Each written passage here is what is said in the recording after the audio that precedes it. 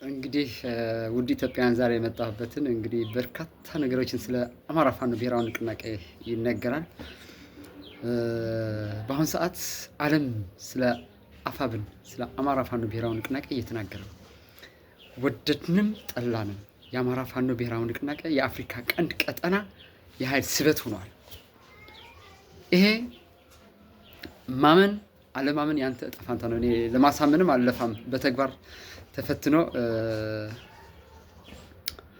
እያስመሰከረ ያለ ኃይል ስለሆነ ከዚህ በኋላ በእንትና ተጠለፈ በእንትና ተዘወረ ብትለኝ ለእኔ ከመሳቅ ውጭ ምንም አንተ ለማሳመን አልደክምም። ዓለም አማራ ፋኖ ብሔራዊ ንቅናቄ ማን ነው? እነማን ናቸው የሚመሩት? ምን ኃይል አለው? የኢትዮጵያ እጣ ፋንታ በአማራ ፋኖ ብሔራዊ ንቅናቄ እንደሚወሰን ዓለም እየተስማማበት ነው። በዚህ ሰዓት የጊዜ ጉዳይ ነው። መቼ እንዴት እሱ ለድርጅታችን እንተው። ወደድክም ጠላህም ግን አማራ ፋኖ ብሔራዊ ንቅናቄ ደገፍክም ተቃወምክም አደነቅክም አንቋሸሽክም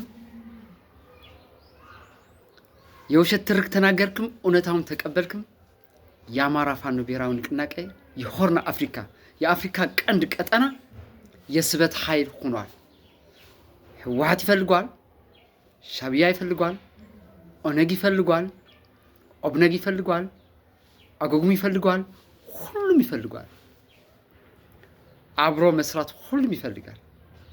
ሆርን አፍሪካም አረጋግቶ በተግባር እንደሚያሳየን በእርግጠኝነት በልበ ሙሉነት መናገር እወዳለሁ እችላለሁ።